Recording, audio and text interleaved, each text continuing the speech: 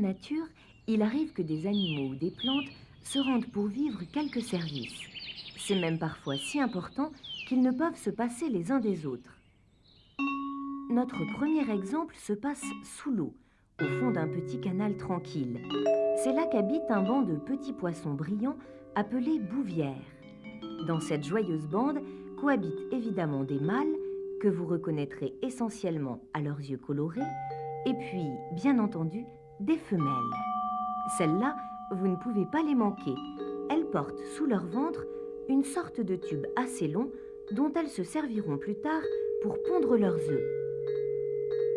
À 2 coups de nageoire de là, vivent bien tranquillement de grosses moules d'eau douce appelées uniaux et qui, comme tous les coquillages, filtrent et rejettent de l'eau par leur orifice appelé siphon. Jusque-là, me direz-vous, rien de bien étonnant. Mais savez-vous maintenant que la reproduction des bouvières ne peut se faire sans l'aide des uniaux? Voilà comment les choses se passent. Au printemps, chaque mâle de ces petits poissons essaie de prendre possession d'une moule, c'est-à-dire d'en faire le centre de son territoire. Cela fait, il lui faut ensuite convaincre une femelle, par une parade appropriée, que son coquillage est le plus beau du monde. Car voyez-vous, c'est à l'intérieur de l'union que la bouvière femelle pond ses œufs. Comment fait-elle? Regardez bien, cela va très vite.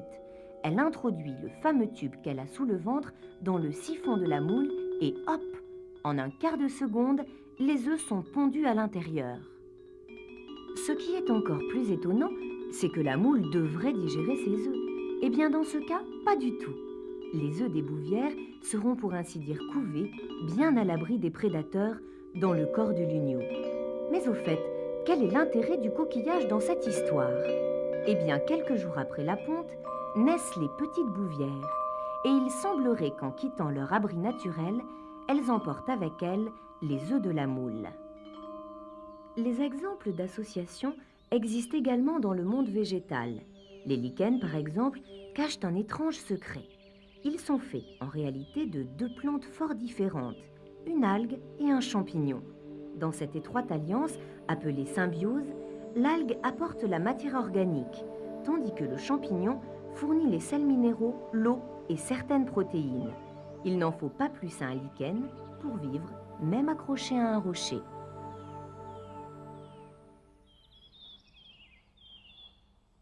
Revenons maintenant aux animaux pour observer un autre contrat d'échange très intéressant.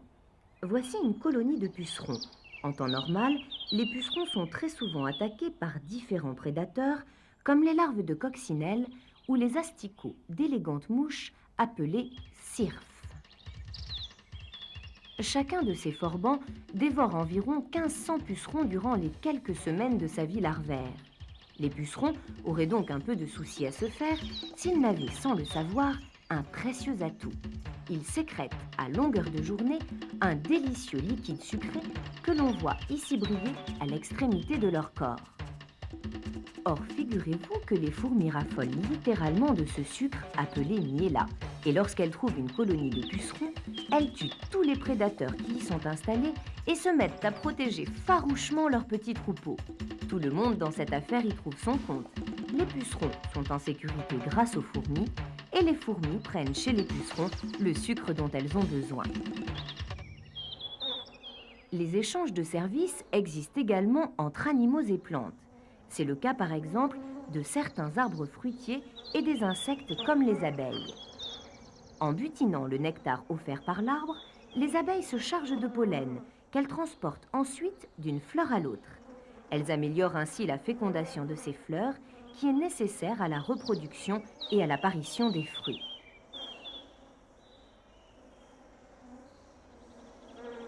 L'homme a d'ailleurs vite compris l'intérêt des insectes pollinisateurs. Savez-vous que certains agriculteurs, cultivant le colza par exemple, demandent parfois aux apiculteurs de mettre leurs ruches près des champs. Ainsi, des centaines de milliers d'abeilles butinent de fleur en fleur et aident à la fécondation. Le résultat de ce travail bénévole se fera clairement sentir quelques semaines plus tard. En effet,